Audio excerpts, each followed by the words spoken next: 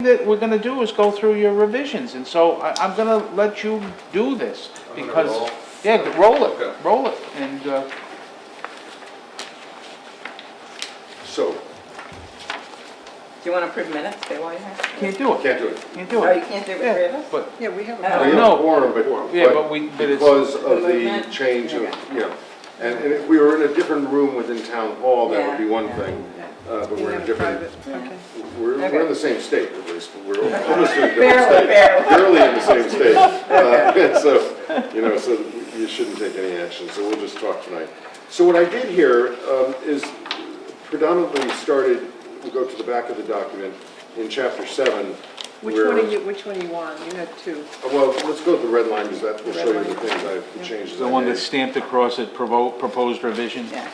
Yep, Oh, good, all right, good. proposed revisions, yep. Go to page 27, I think, is where I will take you. You guys don't have this? Don't have copies. That's okay. Sorry. So what we did here is what I've tried to do both in this section and in the next chapter on departments is to set up kind of a structure for how you create boards and commissions in a community. A lot of it's done ad hoc, so boards and commissions could look different from place to place. And what I did here is I basically set it up so that and a lot of this is new, some of it's new and some of it's current with recodification, but the first section talks about eligibility for service on appointed boards and commissions. It then goes into some provisions that you currently have there, that the appointments are made by the Board of Selectmen. That representation, I think this is a new section, yes, a new section, which is 7-2D, is that required to consider appointments to ensure the fullest possible extent the composition of boards and commissions reflects the diversity of the residents and geographic areas of the town. I've been putting provisions in charters throughout the state because to kind of counteract situations where one part of the town seems to be represented, other parts of the town are not. So it's not it's a broad diversity requirement. Political composition, this is a state requirement, minority party representation. I think I've explained, it's a misnomer, it's really a cap on majority party representation, but I usually put them in charters anyhow, even though they're statutorily required. The section 7-3 deals with the removal of members, which is 43, which sets forth how people could be removed from the body. The causes for removal are already in your charter if you go to Part C.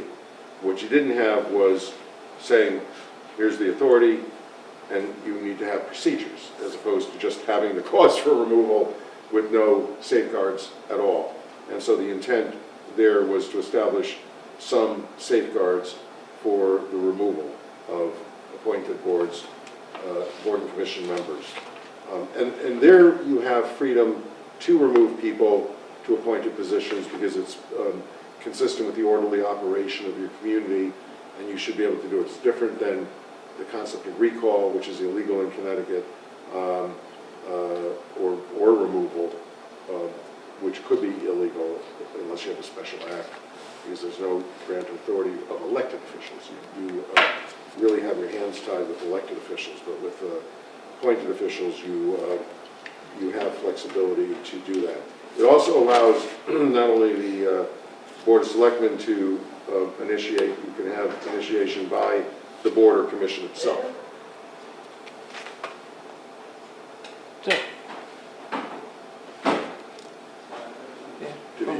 Did he use the secret word? Did he have the password? I didn't see anybody. Oh, I thought I heard You're on something. camera, It's the gremlins upstairs. The gremlins, captured forever. the costumes Sorry for the interruption. costumes are getting a little animated.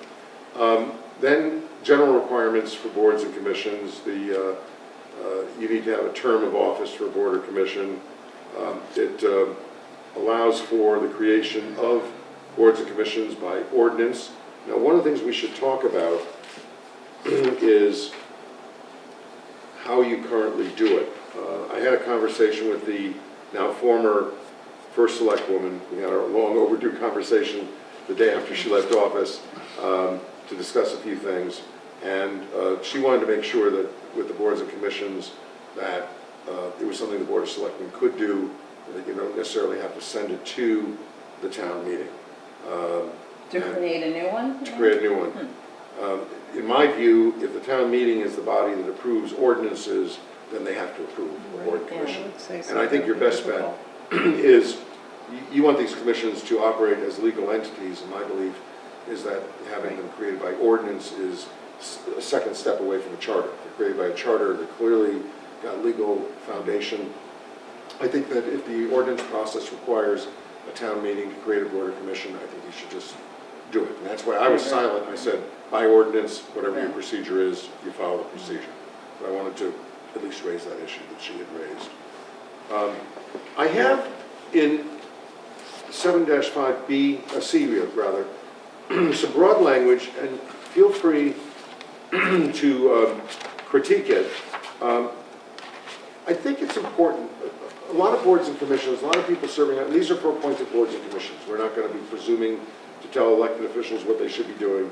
But when you as a citizen go on a board or commission appointed by the first selectman or the board of selectmen, however it's done, a lot of people have no idea what the functions are, what they are. I'm not talking about the specific function of the water pollution entity or an environmental group or an environmental commission or whatever it is, but what am I doing? And it's important, I found in charters, to establish criteria that you're here doing the public interest. So you need to understand that even though you're an appointed citizen, the rules of fairness apply, the rules of comity apply, you need to be courteous toward members of the public, and you also better not be engaging in conflicts of interest. You're here to advance the public interest. So if you have a business that may benefit from an action from a board or commission, as if you're sitting on planning and zoning, the conflict of interest rules apply to you. But the important concept was that there is something called the public interest. Some of the boards may deal with regulatory responsibilities. And so I thought it was important, and I've created this in a few charters, not in all my charters, but in some of my charters, to lay out the elements of regulatory function. And I'll tell you why. Let's say I don't know if you have a fair rent commission. If you don't, you're either going to have one or you're going to be part of a regional fair rent commission with the legislation that was just enacted the other day. But I'll use fair rent as a good example because people go on a fair rent commission and they think that they're serving a function as a subcommittee of the Jewish faith or the Catholic Church or the Protestant church, that they're here to be nice to people who have a rent problem. No, you are here to ensure fairness, fair rent, and that rules apply. And if you start getting totally moralistic about it, I'm not saying you should be amoral about it, but if you're operating outside the context of the rules, the rule of law, you're going to lose when the landlord goes into court.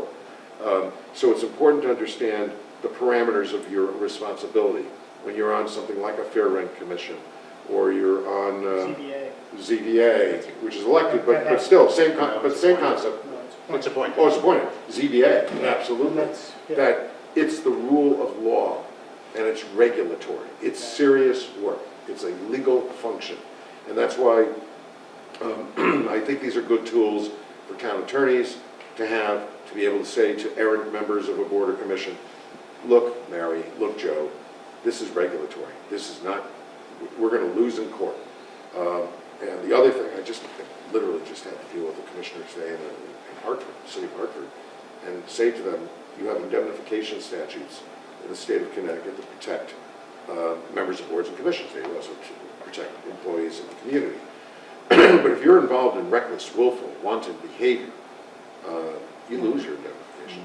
And so it's important to lay out to people, operate within the rule of law, you're protected, and you're doing the right thing. And you're not there as an advocate. You could be there as somebody who's interested in the subject. You want to do good, you want to do right, but you have to do it in the context of the law. And that's why I put those provisions. So they're not, there could be surplusage. I'll leave that up to you. There's no pride, no other ship, so feel free to go with whatever direction you want to go in. The next one is open meetings. Again, we're confronting this evening. This is a new one. This simply says that the town of Salem, Stonington, is to have an open meeting requirement. You're complying with state laws. You have no choice. That's why tonight's meeting is an open meeting, but you're not going to take any actions because we're not as open as we're supposed to be because we had to move. And it's important for people to understand that this is not a private enterprise. This is a public entity, and you have to operate in the public interest and be mindful of your obligations under, I said ethics before, open government rules, FOIA, freedom of information, etc. Those are all important to do. When you're setting up a board, this goes into subsection B on page 31. This basically says, is that David? Welcome. There it is. I am so sorry. Glad you could make it.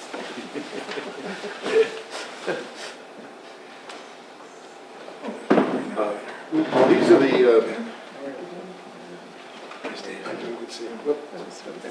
these are the provisions that you need to have when you create an ordinance. And that is the number of members and the terms. I think we said it should be an odd number. I think that makes logical sense. The number of people, mathematicians and engineers who serve on charter commissions say to me, well, you know, you could have an even number. The United States, the Senate has an even number, but they also have a vice president who breaks the tie. So it's, so the idea of, and on any given night, a commission may not have all their members, as long as they have a quorum. Board of Selectmen has a quorum of 2 or 3 members. It's a 1-to-1 vote, and you have to hope that they're able to work it out. But as a rule, we do that. All boards have to appoint chairs, etc. So these are just kind of basic things, but the idea of putting them in the charter is to make sure that you have consistency. As you're creating the boards and commissions, there should be a consistency and a commonality in what they look at. And not so much for the board member, but for the members of the public to understand how their boards and commissions are comprised and how they operate. Quorum, and the definition of quorum here is not defined, and this is one of the things that led me to the provisions I did at the beginning of the document. Now is coming up with definitions. I had noted that your charter did not have a definition section. I like what you did. Yeah, and I thought it was important, and I want you to look at those carefully, like definitions of notice, and I'm asking the town attorney to look at them as well, so that they're comfortable with them, because every town has slightly different approaches on notice. They have to all comply, obviously, with the state, but I want to make sure one town, it's Salem up the street here, Salem wanted to make sure notice was on this kiosk, this bulletin board is in the charter. They have the bulletin board in the charter. I said, well, you better keep that bulletin board up.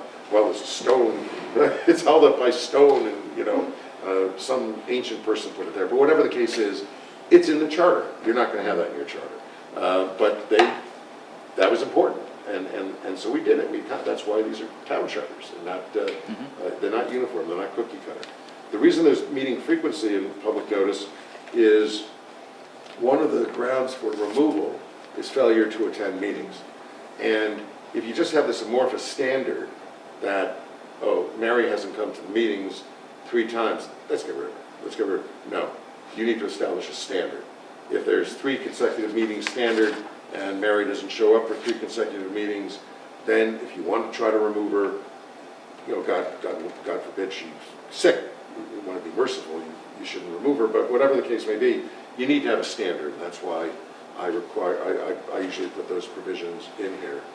5 may have some limits, budget limits, but I put it in. It's up to you guys to discuss. You can talk to the Board of Selectmen about this and their thoughts on it. Requiring everybody to have clerical assistance. It seems that you do have clerical assistance. It doesn't require a full-time clerk. It just requires that the town needs to adequately provide, you know, so that you can, why? To keep a record. Remember, there are legal proceedings. You want to make sure you have a record. You want to make sure your minutes are compliant with the state law, and that the public has access to them. Can I ask you a question Sure. about the quorum? And if you had a board or commission that had less numbers than the requirement of a certain number of people on the board, will that quorum adjust if you can't get members? It'll be to the total? It's to the total number. There isn't any way to address that in Well, let's see situations? the definition. My definition of quorum is a majority of the entire membership. That's normally what the quorum, Right, but some cases, it seems there have been, well, I don't know, there are certain times when you can't meet, maybe you can't get enough people that want to volunteer for a particular board. well, And we always fill then- the boards. then- Last year when we then either do away one of with, the boards. that's a really good point. And we'll talk about that in a minute, because all the boards that are in here are still in here. And so, one of the things you'll have to discuss, and I think probably Right, with putting it the on Board of the Selectmen, ordinance, yeah. is which of these boards, do we want to mandate the number that is in here, or do we want to mandate that they should be a board and commission, but the number of members would be ultimately determined by ordinance? So if you run into a jam like that with people, you can't find people. Civic culture has changed in my lifetime, some of our lifetimes here, and it's changed since I was a kid. I remember there were boards and commissions in New Haven where I was active in politics. You had waiting lists for people to get on their boards and commissions. They have to beg people to get on boards and commissions now, some of these very same commissions. People just don't want to do it. The culture has changed. It's not city versus small town, big city, small suburb, big suburb. It's everywhere. It's just very few exceptions to that. So that's why I really try to encourage moving the commissions out, at least the composition of the commission. You mandate the commission itself, but you create it by ordinance, and you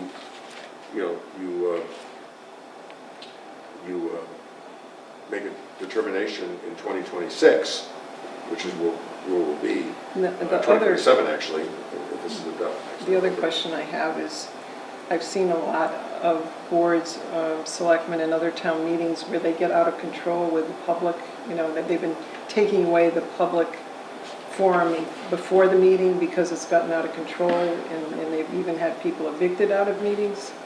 And how how you give the public their say, or how do you limit that, and where do we do that? Do we do that as a part of an ordinance or part of a regular? State statute.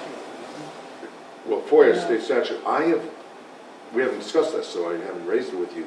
I have provisions that usually end up in the beginning of the charter, where we have the definitions and other foundational documents that deal with civility. I've been putting civility language into a lot of my charters, a lot of the charters I've worked on throughout the state, precisely because of that. And the civility concept works both ways. You're a member of the public, Right. and you go to the tax collector's office. The tax collector didn't determine the tax. Be nice to the tax collector. Yeah. And the tax collector should be nice to an irate taxpayer. That's outside the meeting context, but they generally cover everything. Everybody needs to be mindful and respectful of both sides. At meetings, it establishes that where there is a public comment period, the Board or Commission has the authority and discretion, sole discretion, to determine how long that public comment should be, sessions should be, how much time each speaker should be given. In the modern era, it's fine to invite people to provide written materials, et cetera, but by establishing those rules, broad rules, in the charter, you, at least in your legal document, are giving the chair of a tribunal, chair of a board or commission, a legal foundation to try to hold the order. And it sets up responsibility for members of the public and members of the officialdom, people who are serving. How do you all feel about that? I mean, I would like to see something like that in, I mean, I have language I can give you. how do you Yeah, feel? please. Yeah, I think having civility in there makes sense. Fortunately, we haven't had that problem in this town recently. Recently. Well, yeah. But it's not, doesn't harm to put it in there. There's no harm to put it in. You It's wanna- too bad that we No, had to come to this I point. wholeheartedly support the civility. It I does. could be wrong, but I think my understanding right now is that the charter, the only place that public comment is guaranteed is anytime the Board of Selectmen convenes. And I think that that's very helpful, that, you know, people can go and address their elected officials and say, this is my grievance. But I think that we've had a lot more experience with public hearings. And there's nothing in this that really, because the public hearing component with the boards and commissions is it's highly variable. And I don't know if we could Yeah, but bring, increasingly, most boards are including a public comment A public period comment. on their agenda. okay, But you need to be careful, like a planning board, planning and zoning, if you're dealing with regulatory elements. don't speak outside the hearing. Exactly right. Yeah, well, that's why Yeah. the chair makes it clear All right, that good. during public comment, it's like this is public comments for any item that is not on the agenda. Not on the agenda, yeah, because it's outside yeah. So I'll draft the language, because it does, you know, not draft the language, I'll show you what I've done in other communities, because I think it's useful.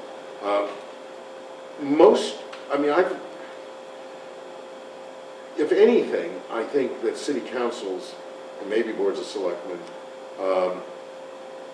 give too much time to public comment. Because, no, and I'm not saying that, I'm a public citizen. I'm not Some of them public. have dialogues, you don't have to have You don't want to have dialogue. dialogue, you shouldn't have Some- dialogue. What I'm saying, I've been in Dialogue meetings is where where they you have get in trouble. dialogue. I know. Well, they all know that. Yeah, they know that. Yeah. Sometimes They it do just that. devolves into it. Yeah, Yeah, I did 10 it's hard to years, stop it. 10 years on the Board of Aldermen, New Haven, and what we made clear is that we ask the questions, you don't ask the questions. And during public comment, you can call me anything you want to call me, try to keep it relatively civil, but we're not getting involved in an exchange of ideas. Because if you want to get involved in this exchange of ideas, run for the council, run for the Board of Selectmen, get appointed to something, whatever it is. But we certainly want to hear it. But what I have found, I'm counsel to a city council and in Southern Connecticut, in Hamden, and this last president just went overboard on public comment, where they did an hour, 2 hours, and they never got their work done. They would not get their work done. And I said, if you don't want to meet multiple times a month, you need to put a cap on your public comment. If you have a controversial issue, then do a separate meeting for it. And the model was, a number of years ago, we had a shooting in Hamden, and we knew that the first meeting after the shooting, there would be a massive police shooting, a massive thrall of people coming to express their opinion. And I sat with the president and the leadership of the council, and I said, look, you're going to have an uncontrollable situation here. So my recommendation is that we extend public comment for a couple of hours and have a special meeting to address the business that you have. If you have something that has a deadline and we have to act on it, okay, let's get that done. But really extend it, and we got to give people an ability to breathe and to yell and to get these things off their chest. And we had really an outstanding series of meetings. We actually did a couple of public meetings with members of the public. Same time, same controversy. The police commission, they started having meetings, and they took the view that we are not here to listen to the public. And it was just the opposite. They had close to a riot at the meeting, and it was a massive confrontation that could have been avoided. So a lot of it is the judgment that you use when you're running a meeting like that. But I also think that you want to have a charter that says public comment is not unlimited. The bodies have work to do. And if you are, this won't say this, but if you are part of an organization, getting 100 people saying exactly the same thing is really not going to be helpful to your cause, because it's exactly the same thing. It's just 100 people saying the same thing. We see the 100 people. Have a petition, do something like that, be smart about the way you approach it. So I'll look at the civility stuff. I think that's helpful. I mean, I don't think it hurts the way things are in this environment. I think just have something. We're in a powder keg, and fortunately, there's been, most local officials, and I know both parties, have been really smart and able and capable of dealing with the problems that they're facing locally. People are more contentious, I've seen over the years. We had it too in the 80s and 90s when I was elected official, but we're in a very contentious period so hopefully we'll get through it and people start reading civics again. Learn a little civics lessons. So that's public records, compensation prohibited, that's current language. Most of the rest of this is current language. So what I did next is, Hey, Steve, can I ask you a broader question while you're please, looking? be my guest. When we get to the point of finalizing our recommendations, I think like what you guys did last time is we're gonna have them individual, like it'll be this item, this item. For something like this, which is major language change, is there an easy way to wrap that up so if someone's voting for it, we'll have a clear idea what they're voting for? Yeah, well, not on the ballot, it won't be, because Yeah. the ballots are pretty limited, but what we can do is have a really good, we had a pretty good explanatory text in the last one, but when you have something like this where there's a lot of content, Yeah. one, it'll be published, and it's pretty, this is not a red line that is hard to read, actually, so I've had much worse red lines than I've had to publish. But we'll have the red line published in the newspaper, and the legislature, thank God, finally gets rid of that requirement, because we'll have it published somewhere, whether it's on a website or in a newspaper, it'll be published. We'll also do the explanatory text. The explanatory text is a document the town clerk, now the appointed town clerk, gets to write.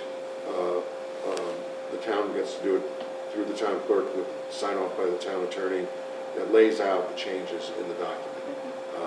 And that's something that has to be ready for ABs, absentee ballots, when they go out. You put the explanatory text in. And in the modern world, I've told people, post it on your website, post it at the bodegas in town, the convenience stores, the general store, the bars, the restaurants, wherever it is, the Italian club. supposed to write and put it down here. Especially on Friday night at the Italian club, make sure it's posted. It's only 6 guys. Oh, it's just $6. It's the only place they're gonna see it. That's it. So you want to make sure that those are posted, but that's the way you would do it. And so, yeah, it's pretty easy to explain, I think, ultimately. Now, in this next section, I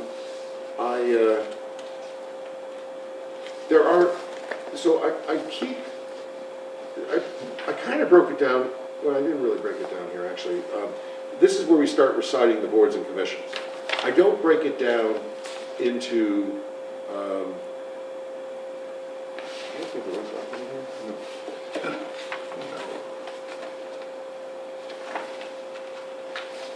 Here it is, I knew I had it. It was right where it's supposed to be. I noticed you took out words like agency, if it was a duplication, you took it out. Yeah, because Now I it's have a a purpose. definition up front. Right. And so it's thrown into the definition, so we just use boards and commissions or departments, wherever agencies fall. So I'm in the process, I haven't finalized all that, but that's what I'm doing. Because in some cases it's used, in some cases it's not. Right. And I was going to ask, do you have departments called agencies? No. I didn't think so. The only place we use So agencies agency. that I can think of is during like the budget cycle, we have outside agencies that the town funds, and we call them That's outside different. agencies. But But they're I not- don't think yeah. there's anything within Nothing this in But the that's they're- called an yeah, agency. that I'm not worried about. I don't So- know why it was in there. So what I did here, okay, I did break it down into two different categories because there were, which is not there in the red line, section 7-6 are appointed boards and commissions established by charter. Oh, by the way, I used the term appointed. I think you use that in the charter, so I kept it. It could be appointed. I didn't know whether anybody, I think both terms were used, and somebody made a decision to use the IBE word as opposed to ED word. Think about it. If you want it to be appointed, I don't care. There's no science or nothing Shakespearean about it or anything like this. It's not a poetic license thing, so do whatever you want to do. But the first category, 7-6, are the ones that look like, although I got to tell you something, I mean, some of these others are pretty critical bodies, but there was more content to these, the Board of Police Commissioners and the Water Pollution Control Authority. Now, let me ask you about your Water Pollution Control Authority. In most communities, they're not a local town body. Is this exclusively a town Yes. authority? So They it's not a are. regional authority, it's just a local town authority. Right. So, if you think there's other boards and commissions that are important enough, and I'll tell you what are normally in that category, are planning and zoning commissions, ZBAs, maybe inland wetlands. Actually, the first three commissions in 7-7 are usually more robustly created in the charter because they're pretty critical agencies. Can you read them? Because I don't. Okay, so let me give the two different categories. I'll tell you. I'm sorry. No, it's just, I Yep. don't want to. 7-6. My brain is working. And Okay, I got you. Okay. The first category are appointed boards and commissions established by charter. So you have the Board of Police Commissioners. It gives you it's a 5-member body. It also establishes the police department, which is a little unusual. I didn't want to change any of that. Something we could talk about. It has the powers and responsibilities, which are basically those powers that are granted by the general statutes. And then it also has the requirement to appoint the chief of police. So I didn't change any of those things. Those are pretty important things. Normally, the establishment of the police department would be in the next section on departments, but we could do that refinement, in the next few meetings or weeks. Can I just ask a question Sure. real quick? Because somebody brought this up to me outside of this board here. Is there any way that we can, there are some people who are concerned that you get some whack jobs on some of these commissions, like the police commission. And so is there any way we can put some standards in for appointment, like they have to do a record check, they have to be a U.S. citizen, they have to, Qualifications, you're saying? and no qualifications, yeah. It's hard enough to get people. Yeah. No, I know, not Not on the Board of Police Not on the Commissioners. police commission. Well, you have to be an elector. You have So to be the an elector, citizenship, yeah. Right. So, Yeah, So you can't be an elector if you're not a citizen. So- And my response to the person who said this was that, usually the people who are involved in the appointment process are concerned about that, and so they don't necessarily appoint whack jobs. And by the way, you're involved in that process too. Hopefully, when someone is appointed, the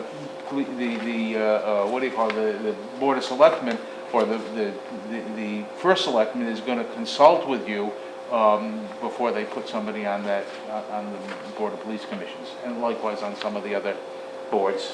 I have some general qualification language that I put in. Okay? I'll run by you and see if that works. I've done it for boards of education, for appointed boards of education. There was actually only one or two now, and most of them are elected. So you can't put qualifications for elected officials. Isn't that interesting? Except they have to be electors, but they could be anything else. And so it's just always fascinating. So we can be more stringent with the appointed officials than with others. I think you just have to be a little careful. You have to hope that your Board of Selectmen, That was my Gonna response. do the That was right- my response. that they're going to do the right thing, and they go through a process, they get resumes, they get applications, they review them. You have to hope, you have to hope that they don't pick, whack jobs. Exactly. It's interesting because I have that Sometimes we language. use that as an excuse not to pick someone. Whoa. But I remember I have that diversity language, and maybe we could put in that diversity language, the diversity of backgrounds and occupations also, so you don't have 5 lawyers on the Board of Police Commissioners. God forbid, 5 lawyers, whatever it may be. And I say that as Ever a, did anything? I just think you have to be careful, because you don't want to hold yourself up that all of a sudden someone says, well, wait a second, now you have 2 lawyers on that, and your charter says you have to have, I don't know, I don't think it's a problem. I don't, yeah, if it's not a problem, you don't have to fix it. It's Yeah. been my experience that if anything, some of these boards, that there are too many suggestions or requirements for the makeup of the Yeah. board. Architectural design review board, there's a place for just plain citizens, on these boards too, without qualifications. That's why I kept the diversity section very broad. Yeah. Most important thing from my perspective to advise you is geography, to make sure every area of the town has some kind of representation on boards if you can. It may not be possible, but at least. those are From my important. experience on the board of selectmen, that's always been considered. So the two boards that are established by the charter are the Board of Police Commissioners and the Water Pollution Control Authority. Okay. Then the second category of boards and commissions, and they are kind of required by the charter, or they're required by the charter. These are established by the charter. They're kind of established too, because their numbers are in here, but they don't do anything else besides the number. Planning and zoning, ZBA, inland wetlands, critical commission, conservation, I don't know what they do, recreation, economic development, housing authority. Do you have a housing authority? Yeah. So it's a local housing authority, it's a separate, and it's not a separate authority, it's like a board of commission, is it, do we know whether it's a separate authority legally? I think it is. I think it's a separate Because authority. doesn't it operate with a board of directors? Yeah, they have their own board of directors, I believe. But they could be appointed by the board of selectmen, but I was on a housing authority, I don't think they which is are. a city authority, appointed by the mayor, approved by the board of alders, but we were a separate authority, we were not the city of New Haven. They're quasi judicial. They're quasi-municipal. Municipal, yeah. I'll talk to your town attorney about that. Yeah. Because they probably shouldn't be, in a list of local town entities. We should probably say authorities, you know. I would probably do the same thing with the Water Pollution Control Authority, is move them into another category completely. Economic development, housing, waterfront commission, harbor management commission, shellfish commission, building code, board of appeals, code of ethics commission, commission on aging, Stonington Resource Recovery Authority, that's another one that might go into that category as well. I assume think that's that- your, That's the board of That's the selectmen. Board of Selectmen who acts on behalf oh, of the they town. act on behalf for of them. it, okay, The code You of- have that in your language. You say the board of selectmen shall serve as. there it is, yeah. So, do we need that in here? Is there, they're a different body, maybe we should put it under the powers of the Board of Selectmen, that they also shall serve as the Stonington Resource Recovery Authority. But isn't the code of ethics, is that, that's only appointed when they have an Yeah, ethics so the only complaint? thing, So my that's not a- understanding, yeah, that's Code not of a Ethics commission. They're not a Commission, standing it's not a commission. standing body, it's seated as needed. But I didn't do that, that's in your charter. Yeah, I'm saying that's one of Yeah. the things the first selectman want us to change, Yeah. because it's incorrect. So my question then is, because I was gonna say to you, what, and again, to quote you, if it ain't broken, why fix it? But in most, and maybe it might be a smaller town issue, that it's not a real problem.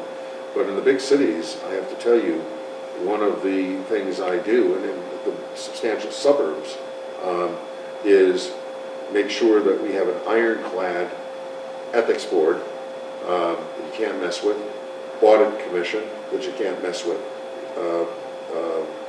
I put those in some of the charters. They've had a problem with Waterbury, we did it during they didn't go bankrupt during their financial stress. And I'll tell you, having that body in there for the last 22 years has kept Waterbury on the straight and narrow. Things like, you probably don't need the civil service. You want that as a permanent, solid, structured body that can't be messed with and can't be tampered with. That's why you make it a body that's created. I'm trying to give you the flavor of what that category is. And in this category are commissions, boards and commissions. So I would say in this group, I think planning and zoning is something you really want to think about and should probably be established by the charter. Same thing with ZBA and inland wetlands. The others you might kick over to the code of ordinances. And so, I mean, and what you're doing here is you're establishing the number. And to get around the point that you were talking about earlier, where you might have a situation where you don't have people who want to be on some of these boards and commissions, what do you do? So one of the other things we could do is, notwithstanding the number of people that you have here, do I have a consolidation provision in Can there? I ask one question on that, Steve, before I forget? Yes. Can a charter revision vote, a town meeting, you have a town meeting to vote on charter revision, can that override an ordinance, a previously voted ordinance? No, charter. Because you're gonna be doing that, No, if the you're gonna charter. take commissions that are established by ordinance. Yeah, but the charter commission is going to establish a process going forward. We're not eliminating anything. So if you But if you, decide, if you decide you want to make a change, and allow for the changes to be made, those changes are going to be made by the town meeting, not by the charter commission. yeah. And what we're going to do, if we remove them from this category, we're going to keep them in the charter, in a new chapter of the charter, it says boards and commissions subject to sunset. The sunset decision is not a charter commission decision, it's a board of selectmen and town meeting decision. And if they're not sunsetted, they're still in the charter, they're able to do their business, and nothing changes. So all this section is designed to do is give you the ability to make those changes, and to do them in real time, to meet the exigencies of a particular time and period of time. The other thing I usually put in is when you're doing a merger, department merger, or board and commission merger, is I usually have a provision in there that the town attorney has to opine that no charter requirement is being eliminated by merging the departments, merging a board and commission, and that the functions that the charter requires are being met. So, so that's the way I try to provide protection in there. Again, if it's not broke and everything is working, then you can leave it the way it is, but you have, you have a number of permissions in here that are all laid out with their signs.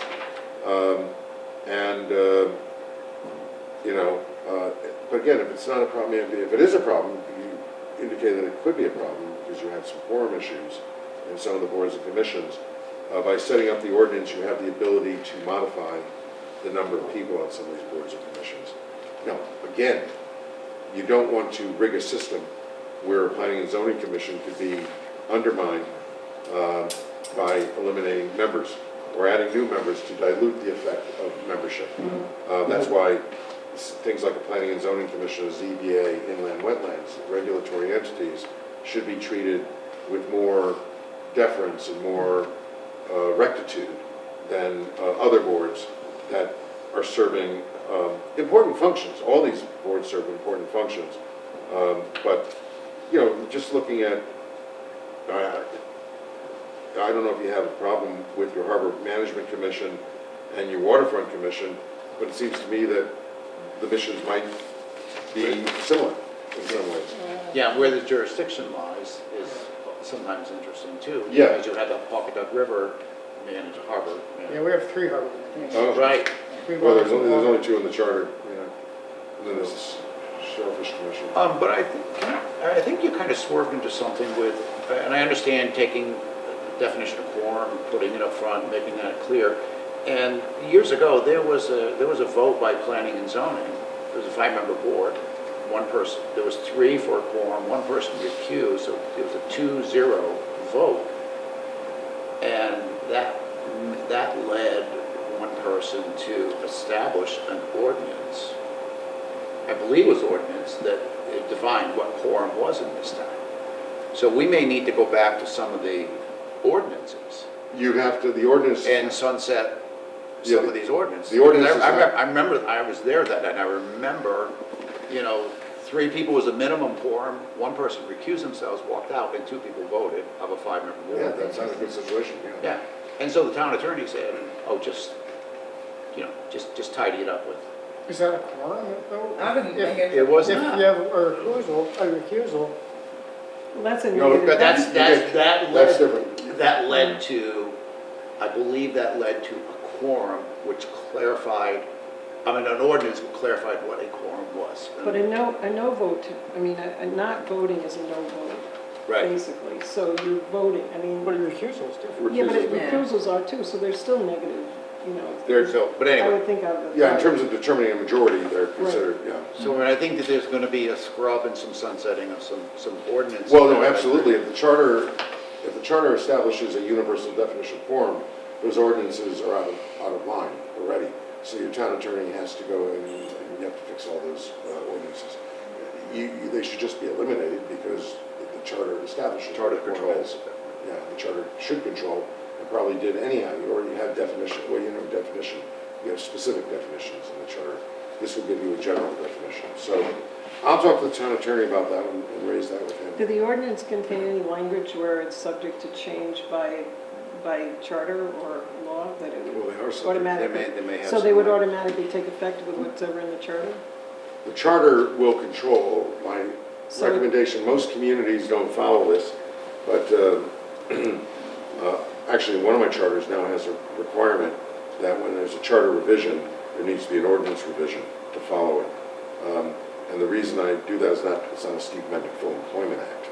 The theory behind it is there's case law in the state of Connecticut that establishes the principle that if you're doing business with a municipality, you're obligated to know the laws of the municipality. And I used that very effectively when I was corporation counsel in New Haven many years ago against a company that had entered into an illegal contract with the prior administration.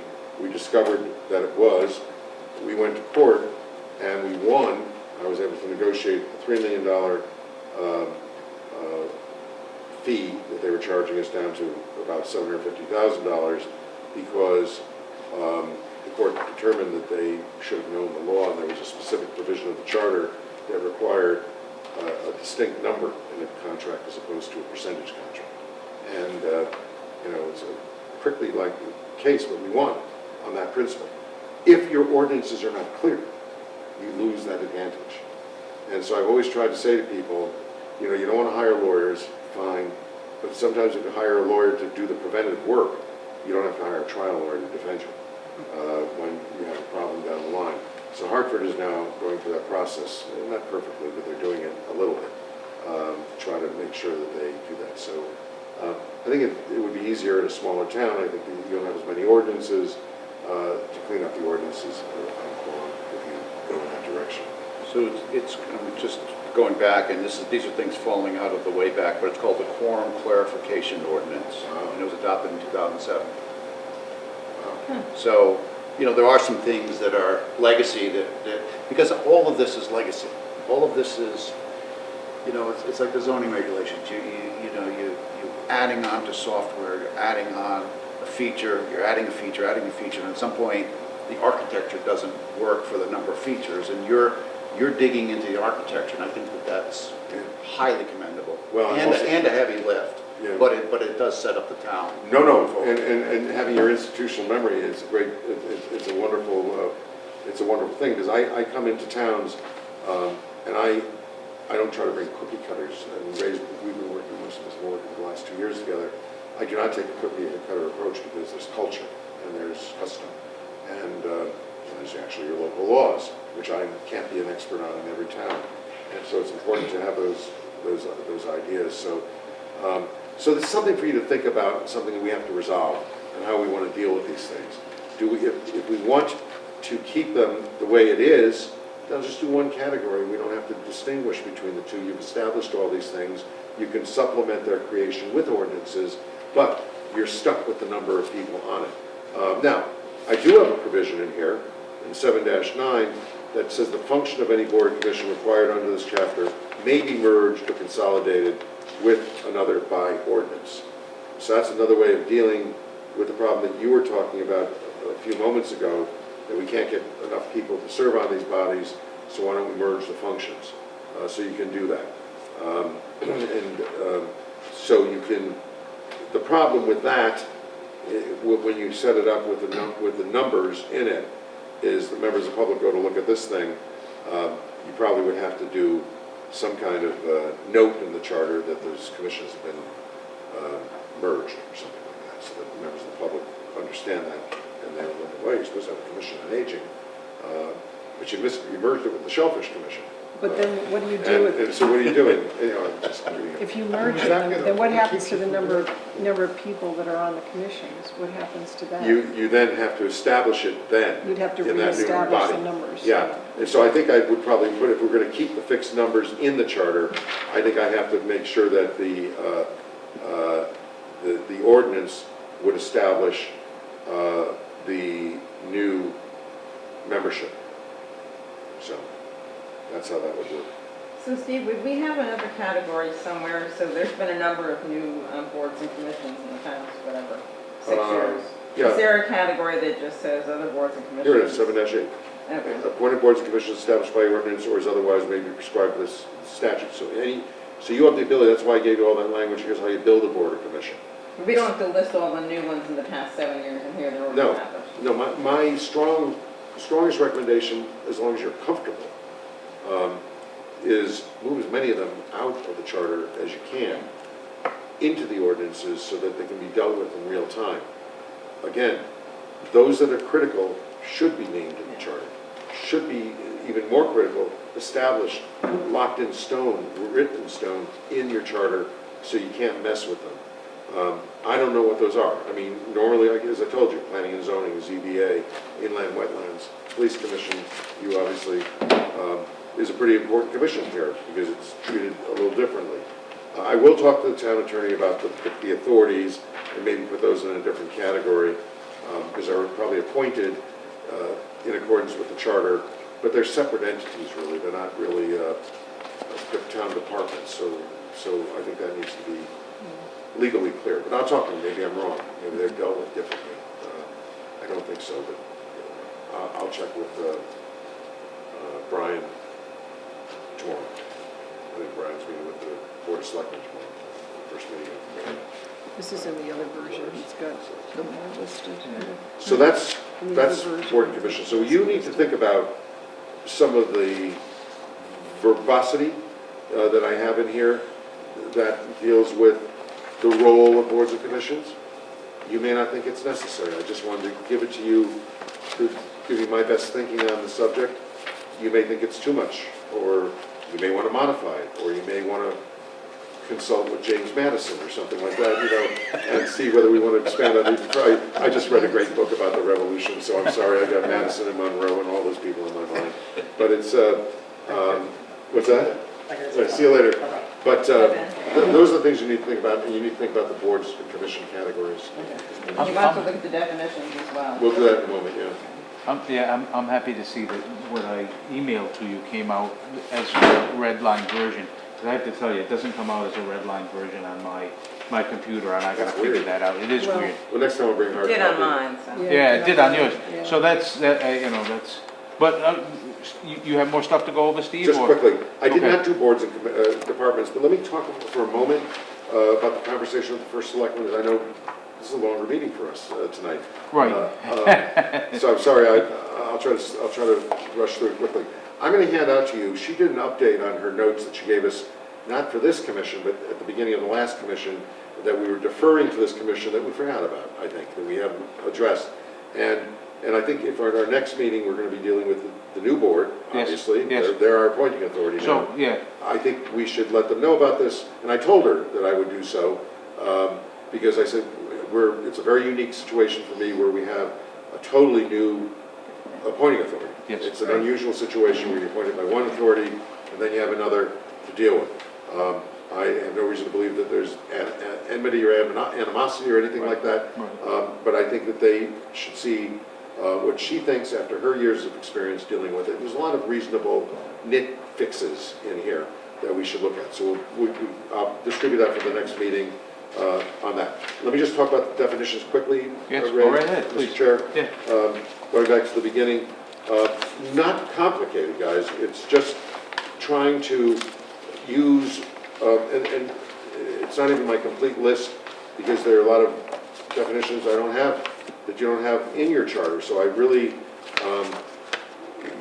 try to use the terms that are in the charter. A couple things added, days. Very often that becomes a point of contention. Yeah. And so I usually establish in charters that days mean calendar days, and I deal with the holidays and all that. So there's no dispute.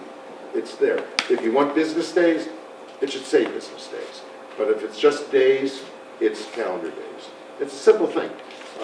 General statutes, law, what's the law? And law is everything. Law is the statutes, it's the court decisions, it's the federal laws, it's everything. Elector, we use the state definition of an elector. You don't call your people, I did check on this one, department heads, you call them department directors, I think, in town. So that's why that is defined that way. The ones I want you to look at are J, meeting and hearing notice, and I'll talk to the town attorney about this as well. L, public hearing. M, public notice. I'm going to have them look at N, town officers, to make sure that I'm using that properly. I do have definitions for ordinance, regulation, and resolution, all of which are used in your charter, and I think it's important to lay out a definition so people know what they are and what the distinctions are between them. So that's kind of it. So the ones you really need to look at are the notice ones. Make sure those of you who've been in town a long time have a better sense of how you deal with those things than I do, and make sure that these are comprehensive and not obstructive to the way you do business. I'm not trying to, I haven't done an analysis that your notice requirements have been dubious. I'm just using a general definition that I've used in a lot of other communities based on my knowledge of FOIA and stuff like that. So so it's not a fact-finding conclusion and remedy. So please look at those with an eye, and I'll have the town attorney look at those as well to make sure I'm not distorting anything or bending anything out of shape. So that's Yeah, so this was my thought on this, and I'm more than happy to send a red line version to you through email, but regardless. Boy, more homework, Ray? I think that what I'd like to try to do is have a workshop session with the select board at our next meeting, giving us plenty of time to go through this red line document and giving them time to go through the red line document too, meeting after the first of the year. And so the other thing is that tonight, I appreciate the fact that you've given us a great tutorial, Steve, and I want to make sure that this video is available to whoever wants to look at it, and I know it is, but we'll figure that out to make I'm gonna sure. pull my hair. Yeah. You get a haircut and trim the beard, This is a haircut. Santa. Hey, Ray, question, does Yeah. it make sense for us, before we do a workshop with the new board, who, some of them are so new, a lot of this they're not even gonna know, does it make sense for us to give our feedback first to you on some of these things that we may have more knowledge of? And then, because otherwise we're all gonna be giving our feedback at the same, I just am concerned. My thought is this: if you have feedback, either run it through Ray or Okay. send it directly to me. Yeah, that's a great idea. Yeah, don't send it to each other. No, I know. You'll just send I'll it send directly it to you and you Yeah. can. Yeah, so that we're not violating FOIA. Yeah. But I would strongly recommend you do that. Yeah, I I can think that then do makes sense. revisions based on that, Yeah. and I'll note that Commissioner so-and-so wanted this, Commissioner Yeah. so-and-so raised that, et cetera, we could do that. And for the next meeting, I would just do a slight modification. I held off on the department thing because the former First Selectwoman's comments dealt with a lot with those Okay. sections. And I want to know more about it. And I think the current board, the new board, even though they are new, should have some input on it because it's going to impact them. And I think it's critical. So I was going to do my shtick in that section, but I chose not to because I just thought we should have that meeting. All right.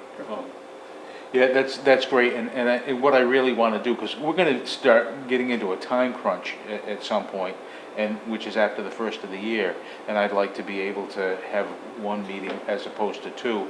Over the next month, give me your feedback, please, and we'll pass it along. Do you have a date for, we're not going to meet, remember I'll be in Florida for a good chunk of the winter, so I have to be able to participate either by conference call or Zoom, so we have to figure out how to do that in January. But I'm home earlier Well, this year. Are we We'll running figure it into out. Christmas? What is our next meeting? So I'm going to, no meeting in December. No meeting? Oh, you're not doing meetings? No, not doing a meeting in December. Okay. And if there is any feedback from the commissioners, then I'll run it by you, and Run that by me, yeah. that'll be essentially our meeting. Okay. Or not a meeting, but it'll be essentially how we work through, How we conduct our how the business. commission works through this. And then the next meeting is with the Board of Selectmen, and we can then start to solidify what we're doing here with them, give them the opportunity to give their input, because I'm gonna wanna bring them along with this too. And so we move it along. That's, Do you think it would be useful, and I'm just talking off the top of my head now, because I won't be here in January, I'd love to be in the room with them when they're here, for maybe you, Mr. Chairman, myself, try to meet with them, talk about the process a little bit as a primer, sometime in December, that we go meet with them during the day, or at least with the first selectman, to give them a sense of I'm what all we're for working it. on. I'm so all that- for it. Okay, Yeah. so we'll talk. I'm all for it, and I just want- I can bring them along too, because that's the purpose of what you did tonight is, I mean, like I said, it just brings everybody along here, and I'm going to suggest to each of the select people that, they look at this document, that they, look at this video, and, I want their input too, because the next meeting is gonna be where we all get together. Right. And yeah, we can meet with them and I'll offer them the opportunity, if they wanna meet, let's do it. Yeah, because I'll be happy to come up. I told my former first selectman, one regret is I haven't had a good lunch in the borough. So I want to come up here. You haven't had a good, I'm just joking. That's a joke. All right, good. All right, guys. That's it, thank you. Before you Yeah, adjourn, please. can I just want to, on the question of the composition or the size of the Board of Selectmen? Yeah. I did some homework, and I came up with some key numbers here. Bless you. And the sources came out of Richard Wheeler's book, The History of Stonington, and also Stonington Chronology. And it's very interesting because, you know, we've had 3 members, 4 members, 5 members, 6 members, and 7 members on the Board of Selectmen at any given time. And it's been static the last few years, but it's not a fixed thing at 3. It's been all over the road. So Has it been 3 since 1890? That's what it says. that is what, So it's been 3 for a while. it's been 3 for a long time. Wow. Interesting. You know something, I think personally, it's a no-brainer that we let the voters decide on this issue, because it's no loss for anybody. I think there's a lot of wisdom in moving from 3 to 5, for example, and let the people know why we suggested it. And if they want to do that, if the people want to approve that, fine. If they don't, Yeah, go ahead. absolutely. initially, I don't know when, North Stonington and Stonington were one town. Correct. And we were the largest town in the state of Connecticut. So I'm not sure if some of this was larger when That's we were true. larger. That's a good I mean, point. I don't, Didn't even I think don't know about that, I can't remember the year that we broke off, but we initially did that. But we were so large, and I could see large numbers at that time. Before Rhode Island was, well, actually, after Roger Williams was given the grant for Rhode Island, there were still forefathers in this town that wanted to fight, literally fight, for the boundary 10 miles east of the Pawcatuck River. They thought when where Weekapaug ended and Quanticontog began was the town line to the east. Well, the separation with the North Stonington was that they were Later not on, getting right. enough. It was more of a church-oriented, you know, the churches were there and they separated, but they didn't feel that the town was taking care of them, that they weren't listening to them. So they decided that they wanted to separate and become their own town. So, but it would have been, It would have been in that period Yeah, where we I had believe this so. very flexible number because it went all the way up to Preston somewhere was where Right. the town line was. Right. Absolutely, yeah, it yes. was the largest town in the state. I thought That's that was pretty fascinating. amazing. Yeah. Yeah, that's great. Yeah. Thank you. So just so you're aware, I have a call tomorrow with the Madison First Selectman. When I saw you, you didn't know one coming, I reached out to her. Yeah. And she couldn't talk today. They have 5 people, and so I'm gonna just get her perspective in Madison. Yeah. Similar sized town to us, There's- similar town. So I'm gonna talk to her tomorrow afternoon and she's been First Selectman for a while, just to get her thoughts on it. The Institute of Public Service years ago put books together for the selectmen, right? And when Really? they did it, in some cases, they asked the selectmen what they thought back then, which is kind of interesting. It's more in this one, yeah, but you can look at this one too.